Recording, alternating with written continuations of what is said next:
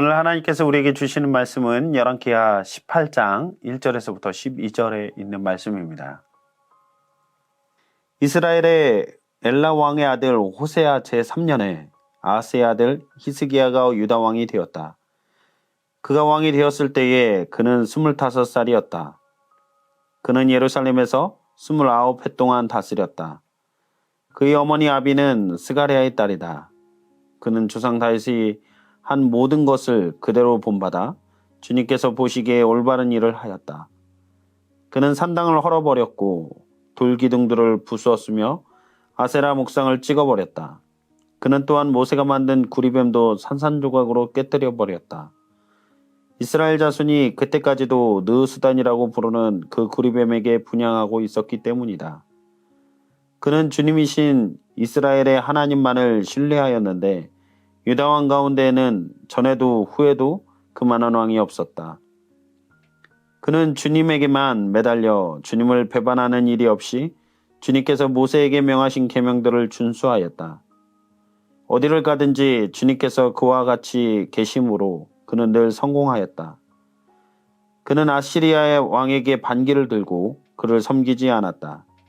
그는 가사와 그 전 경계까지 또 망대로부터 요새화된 성읍에 이르기까지 블레셋을 모두 쳐부수었다.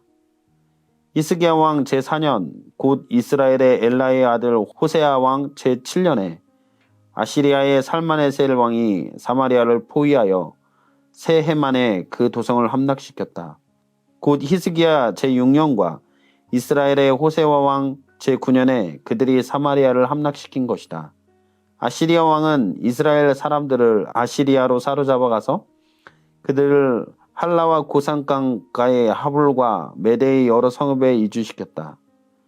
이렇게 된 것은 그들이 자기들의 하나님이신 주님의 말씀을 듣지 않고 그의 언약을 깨뜨렸으며 주님의 종 모세가 명령한 모든 것을 순종하지도 않고 실천하지도 않았기 때문이다. 오늘 말씀에 등장하는 유다왕 히스기야는 조상 다윗과 같이 하나님 보시기에 정직히 행하여 우상을 없애고 오직 하나님만을 의지한 왕이었습니다. 평생 우상 숭배와 악행을 행한 아버지 아하스 왕과는 달리 아들 히스기야는 분열 왕국 시대에 가장 훌륭한 신앙을 가진 왕 중에 하나였던 것입니다.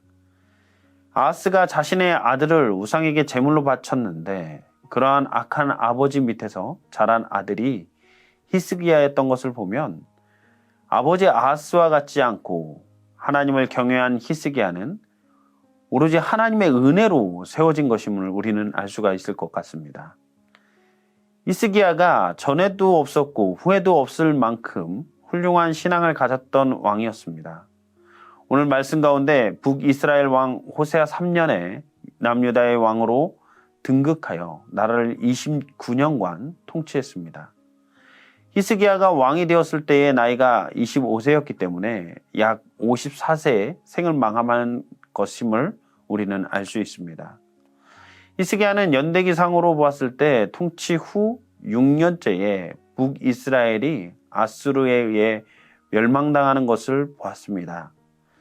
북이스라엘은 남북으로 분단된 이후에 계속해서 여로보암의 길로 행하였습니다. 하나님을 믿고 따라야 할 백성들이 우상을 숭배하고 악행을 범하다가 결국 아수르를 통한 하나님의 심판에 무너져 버린 것입니다.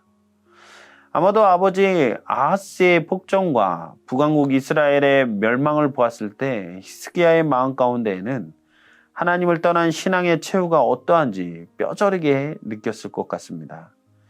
그는 하나님을 향한 충성심과 신앙의 회복만이 살 길임을 알았던 것 같습니다. 그래야 철저한 종교개혁을 단행을 했던 것이죠. 가장 먼저 그는 성전을 정화하고 예배를 회복하였으며 다른 왕들이 없애지 못했던 지역의 산당들을 없앴습니다. 산당은 우상숭배의 장소이자 종교 혼합주의의 원천이었기 때문에 성전을 정화하고 우상을 무너뜨리며 이스라엘 백성들의 신앙의 중심을 하나님께로 향하게 하는데 온 힘을 썼습니다. 여기에 이스라엘 자손들이 과거로부터 지금까지 분향하며 섬겼던 모세 때의 노뱀, 느수단까지 부수어 버렸습니다. 히스기야가 제거한 놋뱀은 광야 시대의 이스라엘 백성이 실패한 가운데에서도 하나님께서 보여주신 공의와 구원을 상징하는 상징물이었습니다. 그런데 어리석은 이스라엘 백성들은 은혜를 보여주신 하나님을 섬기는 대신에 그것을 상징적으로 나타내주는 조형물을 섬기게 된 것입니다. 히스기야는 이러한 우상을 무너뜨렸습니다. 이것은 그의 개혁이 가나안 땅의 우상뿐만 아니라 이스라엘 백성이 만든 우상까지도 무너뜨렸던 것을 우리는 볼 수가 있습니다. 어두운 시대 가운데 하나님을 신뢰하는 히스기야를 통하여서 앞이 보이지 않는 것 같은 가운데에서도 하나님을 찾는 신앙을 회복하게 하시고 어둠에서 빛으로 밝혀주는 통로가 되었던 것입니다. 우리도 어두워져가는 이 시대 가운데서 하나님을 향한 신앙과 말씀의 회복을 힘입어 이 세대를 변화시킬 수 있는 믿음의 주역들이 우리 성도님들 가운데 나타나기를 간절히 소망합니다. 히스기야는 하나님을 전적으로 신뢰하고 의지하는 사람이었습니다. 그렇기 때문에 그의 행동과 그의 통치 기반에 하나님의 말씀이 자리하고 있었던 것이죠.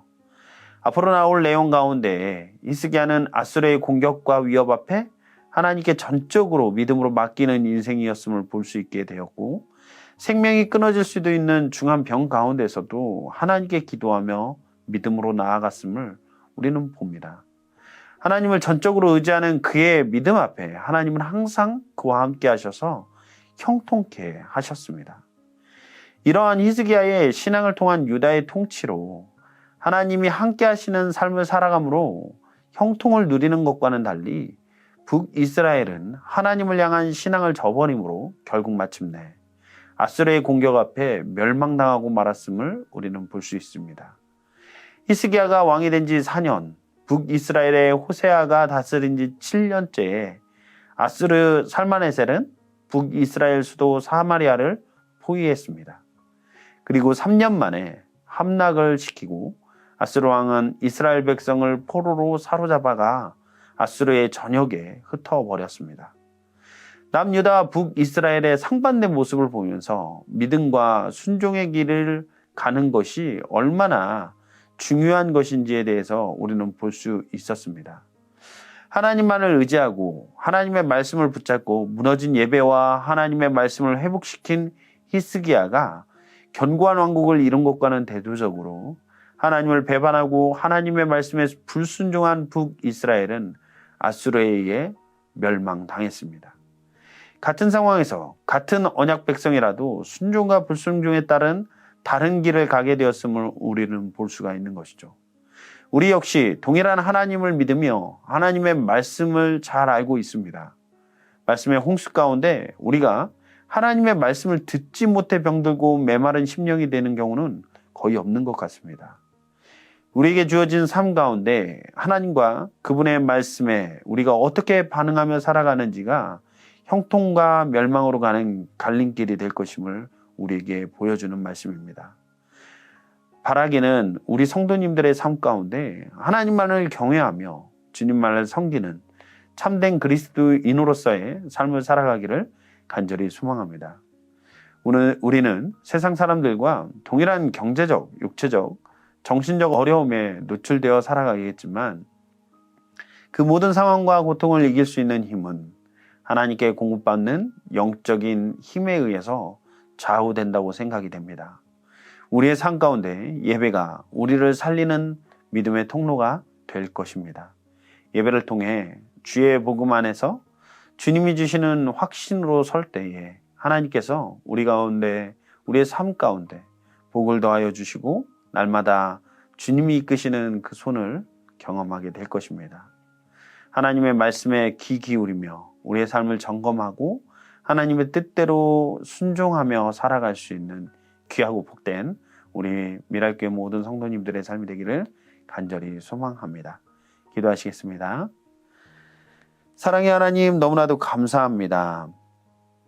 너무나도 영적으로 어두운 시대 가운데 히스기야는 하나님의 말씀을 붙들고 또한 예배를 회복하며 또한 오직 하나님께로만 향할 수 있도록 모든 종교 개혁과 또 마음을 새롭게 하였습니다.